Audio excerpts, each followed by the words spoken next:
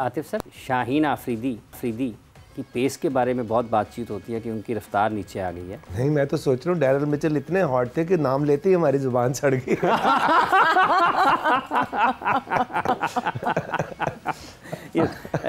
शाहीन आफरीदी, फ़खर जमान की फिटनेस के इश्यूज चल रहे थे। हाफिज साहब, आप कोचों वाले सवाल ओनर से कर रहे, सवाल मेरे से कर रहे हैं।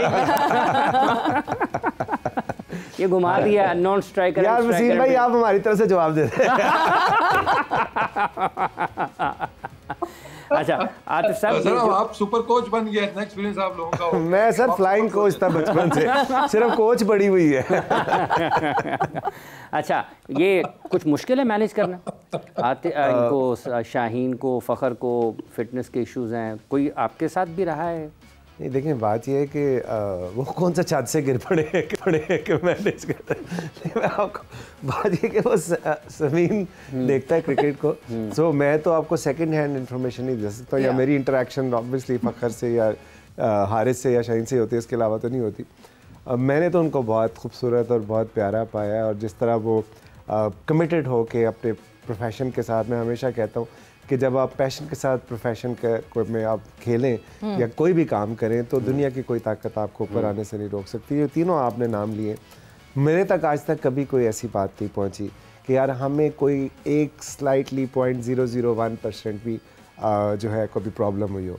अभी उस दिन पिछले दिनों प्रोग्राम में आपने मुझे और समीन को इकट्ठा कर दिया था, तो उन्होंने भी आपको ये बात बताई थी कि यार कि उनको मैनेज करना तो इतना आसान है कि मेरा ख्याल है शायद ही इससे ज़्यादा कोई आसान से ज़िंदगी। शाहीन बहुत आसान है उनका ऑब्वियसली, अगर आप जिस तरह आप जो है वो कोई भी चीज़ आप करते हैं, मतलब अगर आपने परफ्यूम लगाना है तो परफ्यूम लगाना कितना मुश्किल काम है। आपने लग पकड़ के ऐसे ही करना है ना, सिर्फ देखना है कि कहाँ से वो सही निकलता है, आप तो उल्टा करके ना करते। सो मुझे जो अभी तक पता है वो, या मेरा जो नॉलेज है उसके मुताबिक, तो जो सुपरस्टार होता है फिर वो सुपरस्टार होता है। अच्छा नदीम भाई, ये सरफराज अहमद बग़ैर सरफराज के कोयटा ग्लैडिएटर्स और सरफराज के साथ कोयटा ग्लैडिएटर्स, ये कुछ आपको लगेगा कि कमी सी महसूस होगी सरफराज की आपको? थोड़ी नहीं, बहुत महसूस होगी, क्योंकि आई थिंक वो सिंबल बन गए थे कोयटा के, और क्योंकि हमारे क्लब में भी रहे, साथ हमेशा रहे, तो एक बहुत बड़ी खला लग रही है मुझे भी जब उसको पिक नहीं किया ना हमने। बट आप इंशाल्लाह उसको देखेंगे इन फ्यूचर के वो एक ऐसे रोल में आएंगे, क्योंकि 10 साल तो मैंने कहा था, आई थिंक वो कोच मेंटर उनको हम लेके आएंगे, but he will be part of Quetta Gladiators. और दुआ यही करता हूँ कि वो जैसा उन्होंने उधर हमारा कोयटा का साथ दिया, यहाँ भी डिफरेंट रोल में वो कोयटा को लेके आगे बढ़ेंगे। अब एक्चुअली होता यही है कि आपके बहुत सारे ऐसे प्लेयर्स हैं जिनके साथ आपका इमोशनल एक बैगेज होता है, वो जब जाते हैं तो बहुत ही बुरा लगता है, स्पेशली जिसके साथ आपने बहुत टाइम गुजारा हो, और विद अ हैवी हार्ट इनको छोड़ना पड़ा। और क्योंकि ऐसे परफॉर्मेंसेस की वजह से एक शेल्फ लाइफ होती है वो बंदे की, लेकिन आई थिंक सरफराज का कंट्रीब्यूशन बहुत ज़्यादा था फॉर कोयटा ग्लैडिएटर्स, उन्होंने बनाया इसको, तो पाकिस्तान के लिए भी he is been a wonderful captain. तो इनको इंशाल्लाह आप एक दूसरे रोल में देखेंगे, और next year I think 10 years के बाद या 10 साल के बाद 2 टीमें ऐड होंगी, तो हम सबको ही शायद सारे प्लेयर्स छोड़ने पड़े, 2-3 ही रिटेन कर सकेंगे। तो आई एम श्योर लाहौर भी है, मुल्तान भी है, कराची, इनकी अटैचमेंट हो जाए प्लेयर्स जो बड़ी मुश्किल से ख़त्म होती है।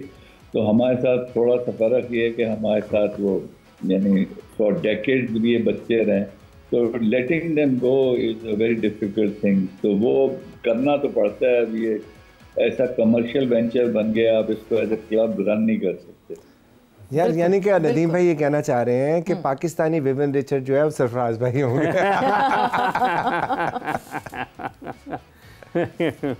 नदीम साहब, thanks a lot for joining in. और आतिफ, इमोशनल अटैचमेंट की जो बात की है, I have seen Lahore Qalandars as well, जिस तरह आपकी समीन की प्लेयर्स के साथ अटैचमेंट है, कितना मुश्किल होता है इस इमोशनल बैगेज को हैंडल करना जब आप देखते हैं कि कॉम्बिनेशन में ये प्लेयर नहीं बैठ पा रहा, फिर कितना मुश्किल होता है। और फिर लेट गो ऑफ करना, ऑब्वियसली राशिद खान एंड आप लोगों की attachment we have seen that, वो अब इस दफ़ा जिस तरह क्लैश है IPL एंड PSL का, एक बड़ा सेटबैक फॉर यू गाइस? देंगे। नदीम भाई की इमोशनैलिटी मैं अंडरस्टैंड कर सकता हूँ, बिकॉज ऑब्वियसली इतने अरसे से वो काम कर रहे हैं पाकिस्तान क्लब के साथ, और सरफराज जो है डेफिनेटली एक यंग एज में उनके पास आए थे।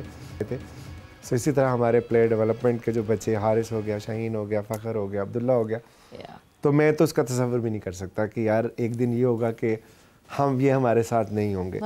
बट जब आप फैमिली होती है और फैमिली ग्रो कर जाती है, तो बचपन में आप इकट्ठे खेलते हैं, जवान होते हैं, फिर जब आप बड़े हो जाते हैं ऑब्वियसली अपने अपने रिस्पेक्टिव शोबों में चले जाते हैं, वो मोहब्बत नहीं टूटती, वो फिजिकल रिलेशनशिप उस तरह नहीं रहता, लेकिन वो जो बॉन्ड जो फैमिली का, ये जो कलंदर ब्रदर्स है, वो तो अनमेट है, वो तो कभी भी नहीं टूटेगा। एक गेम है कि उसके अंदर हम उनको उस तरह देख नहीं पाएंगे अपने साथ या अपने लिए या अपने ब्रांड के लिए खेलता हुआ, बट वो मोहब्बत कैसे ख़त्म हो सकती है? मोहब्बत नहीं ख़त्म हो सकती। और 2 टीमों के इजाफे की बात हुई है, कोच साहब हमारे साथ है। कोच साहब ने कहा मुझसे मालकान वाले सवाल तो ना, कोच साहब ये पाकिस्तान का सेटअप इजाज़त देता है 2 नई टीमों को शामिल करने की? देखिए ग्रो तो करना है ना ब्रांड ने, और I think this is about the time कि ग्रो करें और टीमें आएँ और उसके अंदर आपको और अपॉर्चुनिटीज़ नजर आएँ, प्लेयर्स को अपॉर्चुनिटीज़ मिलेगी। PSL ने वसी होना है तो इसी तरीके से होगी, तो I think it's about the time. Players हैं, आपको लगता है, क्योंकि हम चैंपियंस कप देखा ना, जैसे भी सवेरा ने शुरू में जिक्र किया, चैंपियंस कप में भी टीमें बैलेंस नहीं हो रही थी, हालांकि पाकिस्तान क्रिकेट बोर्ड उनको खुद करवा रहा था और 150 के करीब लोग प्लेयर्स थे उसमें, और 5 ही टीमें थी। 5 ही टीमें थी। हाँ देखिए, इसमें फिर ऑब्वियसली आपका जो पूल होता है वो बढ़ जाता है कि इंटरनेशनल भी आपने रखने हैं, क्योंकि वहाँ पे एक तो वो एक्स्ट्रा एडेड आपके पास है ना कि 4 से 6 प्लेयर्स आपके वहाँ से आ जाते हैं, इंटरनेशनल प्लेयर्स आ जाते हैं। तो जिस तरीके से इस साल पूल बढ़ा है, इसी तरह अगले साल भी अगर दोबारा से इंटरनेशनल प्लेयर्स और आ जाते हैं तो आई थिंक क्वालिटी बेहतर होगी, और इस साल जो लड़के खेलेंगे ऑब्वियसली देखो ना इम्प्रूव, तो अगले साल आपको वो बेहतर शेप के अंदर नजर आएंगे। तो इसी तरह चीज़ें चलती हैं। शुरू में होता है कि मतलब डेवलप करने में प्लेयर्स को तो किसी को टाइम लगता है, 1 आध सीजन 2 सीजन, तो वो शुरू में तो थोड़े से हिकअप्स आती हैं, लेकिन इवेंचुअली इसका रिवॉर्ड तो आपको मिलता है। और आई थिंक अपॉर्चुनिटी वाइज ये अच्छा होगा प्लेयर्स के लिए। अच्छा वसीम, जाते जाते क्योंकि PSL पे हमने बड़ी डिटेल में बात की है, वेस्ट इंडीज़ के साथ हमारा अब टूर शुरू हो रहा है, टेस्ट मैच का आगाज़ हो रहा है, वही करें हम अपनी जो ग्राउंड रियलिटी है, अपने होम ग्राउंड का फ़ायदा उठाते हुए स्पिन ट्रैक्स बनाएं और वेस्ट इंडीज़ को फंसाएं।